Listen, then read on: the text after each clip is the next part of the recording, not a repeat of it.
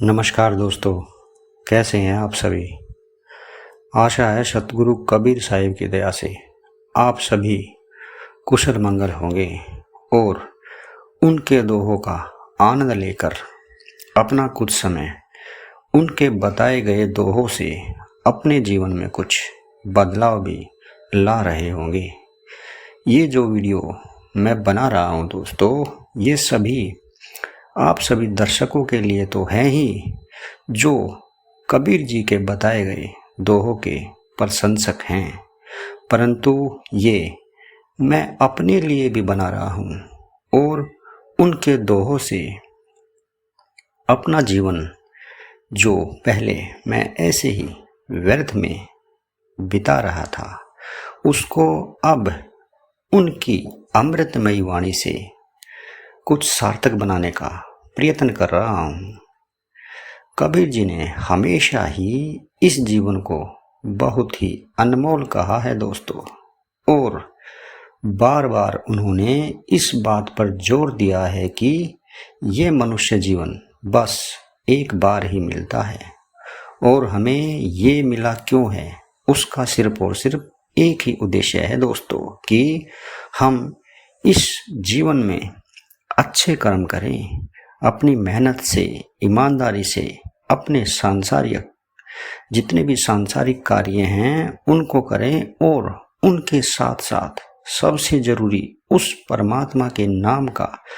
सुमिरन करें, और जो हमें पता नहीं कितने समय से निचली योनियों में पता नहीं कितने दुख भोग कर आए हैं और हमें दोबारा वो सभी दुख ना भोगने पड़े और हम अपने उस घर यानी परमात्मा के जहाँ से हम आए हैं, हमें वहीं जाना है, हम वहाँ पहुँच जाएं। दोस्तों, हमें इस बात पर विचार करना चाहिए कि कबीर जी इस बात को बार बार कह रहे हैं तो ये पूर्ण रूप से सत्य है। हमारी बुद्धि पर माया का जाल पड़ा हुआ है दोस्तों, जिससे हम इन बातों को सच्चा नहीं मानते और फिर जब हमारा अंत समय नज़दीक आता है तो उस समय हमें आभास होता है कि मैंने क्या कर डाला, परंतु उस समय हमारे पास ये श्वास रूपी खजाना नहीं होता जिसे हम संसार की व्यर्थ की बातों में गवा देते हैं और हम जाते जाते बहुत ज़्यादा पछताते हैं। इसलिए कबीर जी ने ये कहा भी है कि लाख सिर तू दे चुका यमराजा की भेंट,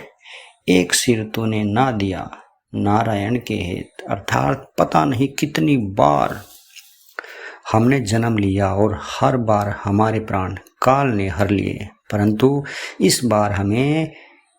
उस परमात्मा को देकर ये शरीर, ये श्वास देखनी चाहिए जिससे तेरा इस संसार से आवागमन हमेशा के लिए समाप्त हो जाए। तो चलिए दोस्तों, आज फिर मैं आप सभी के साथ सतगुरु कबीर साहिब के दोहों की अमृतमयी यात्रा पर चलता हूँ और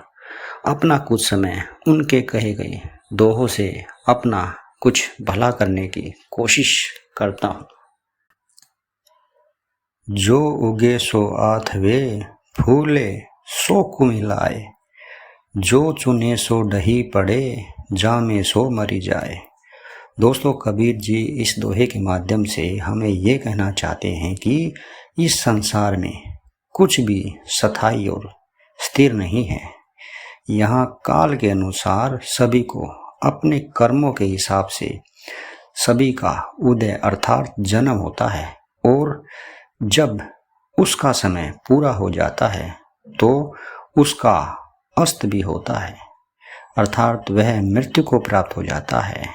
इसी प्रकार जो फलता फूलता है वह अवश्य ही मुरझाता भी है, और जो चुना है अर्थात जब कोई किसी का निर्माण करता है तो वह कुछ समय बाद वह भी ढह ही जाता है, और जो भी यहाँ पर जन्म लेता है वह निश्चित रूप से मरता भी है, अर्थात यहाँ सब कुछ काल के अधीन है। काल जीव को ग्रास ही, बहुत कहियो समुझाए, कहे कबीर मैं क्या करूं, कोई नहीं पति आए। दोस्तों, कबीर जी इस दोहे के माध्यम से हमें ये कहना चाहते हैं कि बहुत प्रकार से इस जीव को मैंने कहा और सुनाया भी और अच्छी तरह से समझाया भी कि यह जीव काल का ग्रास है, अर्थात एक ना एक दिन यह शरीर अवश्य ही हमारा साथ छोड़ देगा और हमें अवश्य ही इस संसार से जाना पड़ेगा।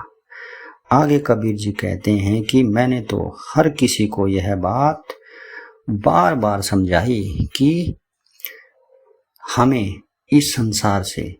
हमारा समय पूरा होने के बाद हमें अवश्य ही इस संसार से प्रस्थान करना होगा, परंतु इस कटु सत्य और संदेश का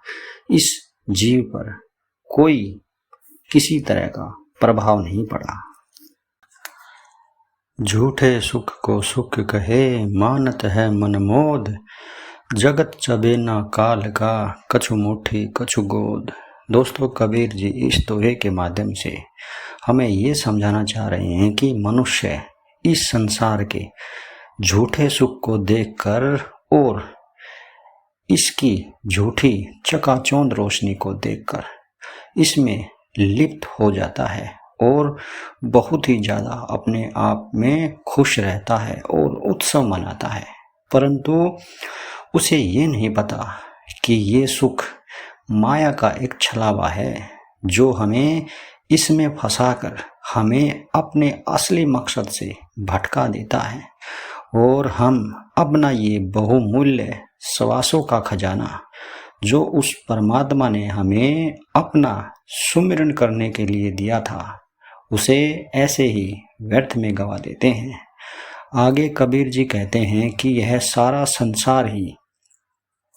काल का चबेना है, अर्थात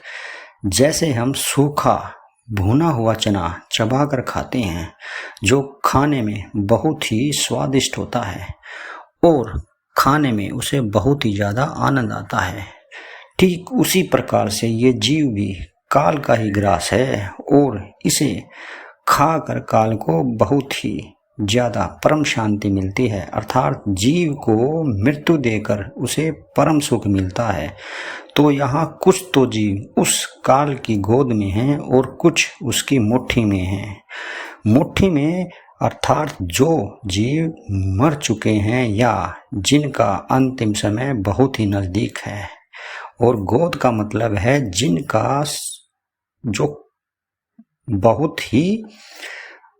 कुछ समय के बाद वो मतलब कि उनकी मृत्यु निश्चित है, कुछ समय बाद उनकी मृत्यु निश्चित है। इस प्रकार काल सभी को चबाता चला जा रहा है।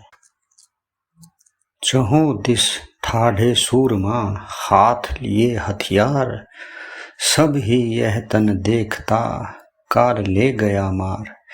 दोस्तों, कबीर जी इस दोहे के माध्यम से हमें कितना अच्छा उदाहरण देते हुए कहते हैं कि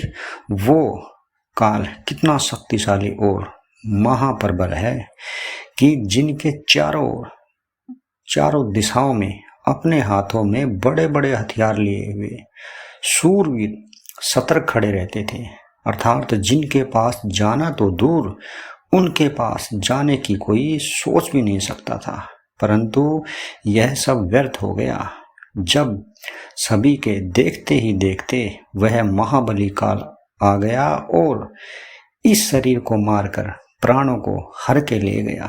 और सभी बस इस निर्जीव शरीर को देखते ही रह गए। तो हम सभी को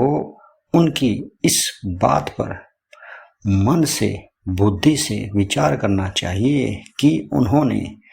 एकदम सत्य कहा है, अर्थात कबीर जी ने जो भी कहा है वह एकदम सत्य है कि काल से हमें कोई नहीं बचा सकता,